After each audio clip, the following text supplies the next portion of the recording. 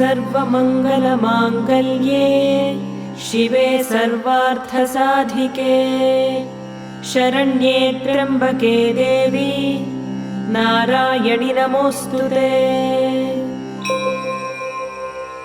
अस्य श्रीललिता सहस्रनामस्तोत्रमाला मन्त्रस्य वशिन्यादिवाग्देवता ऋषयः अनुष्टुप् छन्दः श्रीललिता परमेश्वरी देवता श्रीमद्वाग्भवकूटेति बीजम् मध्यकूटेति शक्तिः शक्तिकूटेति कीलकम् श्रीललिता महात्रिपुरसुन्दरी प्रसादसिद्धिद्वारा चिन्तितफलावाप्त्यर्थे जपे विनियोगः।